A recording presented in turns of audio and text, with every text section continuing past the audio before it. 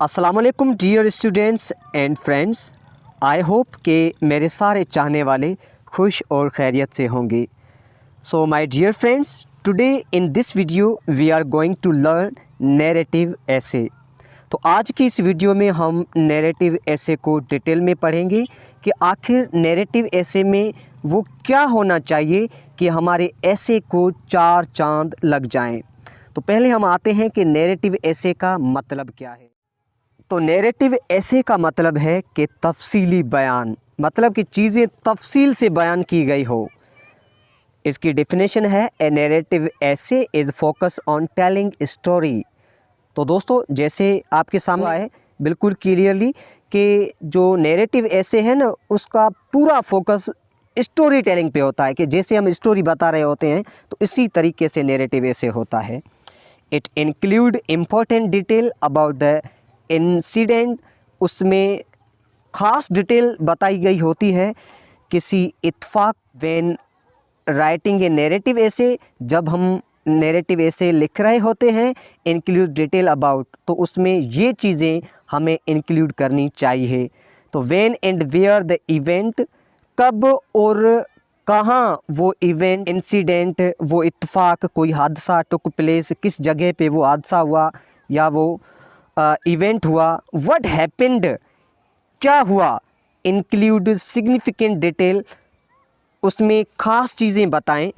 What is its significance, personal, ख़ास personal चीज़ें। And societal and मुआशी एंड कंट्री लेवल, या कंट्री लेवल पे वो कौन सी ख़ास चीज़ें। अगर हम किसी बंदे के बारे में लिख रहे हैं होते हैं तो उसकी मुआशी तौर कौन सी ख़ास चीज़ें, उसकी पर्सनल कौन सी ख़ास चीज़ें हैं, तो वो हम बयान करें। Here are some tips that can help you write a good narrative essay. तो प्यारे दोस्तों, यहाँ पे कुछ टिप्स हैं जो कि मदद कर सकते हैं किसी भी नैरेटिव ऐसे को लिखने में। Choose a story that is about the topic और theme that you have been assigned और यू हैव चूज़न। कह रहा है कि वो स्टोरी चूज़ करें जिसको आप एक टॉपिक तो लिखना चाहते हैं या आपने जो चूज़ की है। मेक एन आउटलाइन, एक आउटलाइन बनाएं।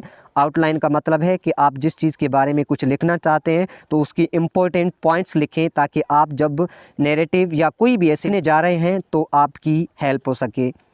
Plot before you begin they will help you put your story in order. तो आप वो चीज़ें लिखें कि आप अपनी स्टोरी, आप अपने ऐसे को एक प्रॉपर ऑर्डर में लिखें। Describe the important character such that people can see them, ख़ास करेक्टर को आप बयान करें। जैसे आपने अपने मोहल्ले के बारे में लिखना है, कोई हादसा हुआ तो सिर्फ उनको बयान करें जिसके बीच में कोई हादसा हुआ है, ठीक है। अब ऐसा नहीं भाई फ़लाँ आया फ़लाँ आया फ़लाँ आया, तो कोई एक्स्ट्रा बंदों को वहाँ पे डिफ़ाइन करना नहीं चाहिए।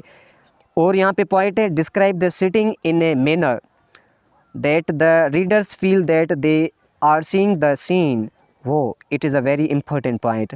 तो दोस्तों, आप वो मंजर ऐसे बयान करें कि रीडर जो पढ़ने वाला है आपका ऐसे, और वो सारी चीज़ें ऐसे फील करे कि वो मंजर उसके सामने हो रहा हो, मतलब कि उसके दिमाग में वो पिक्चर बन जाए। Usually the third person she he it is used along with comma, और अक्सर जैसे जो है कि शी इट और ही जो है वो कामा की मदद से अलग करने चाहिए।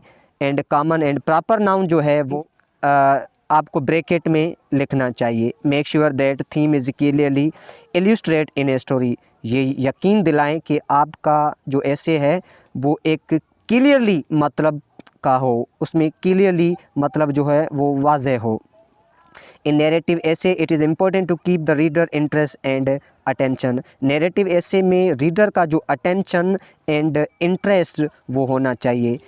Your narrative essay should leave the readers with something to think about. Wow, that is very important point. आपका नैरेटिव ऐसे जो है ना वो रीडर्स को कुछ सोचने पे मजबूर कर दे, ऐसा आपका ऐसे हो। So my dear friends, hopefully आपको ये वीडियो अच्छी लगी होगी। अगर आपको ये वीडियो अच्छी लगी है तो वीडियो को लाइक करें और चैनल को सब्सक्राइब करें और अपने दोस्तों के साथ शेयर करें। तो मिलते हैं किसी अगले वीडियो में, तब तक के लिए इजाज़त, अल्लाह ने के बाद।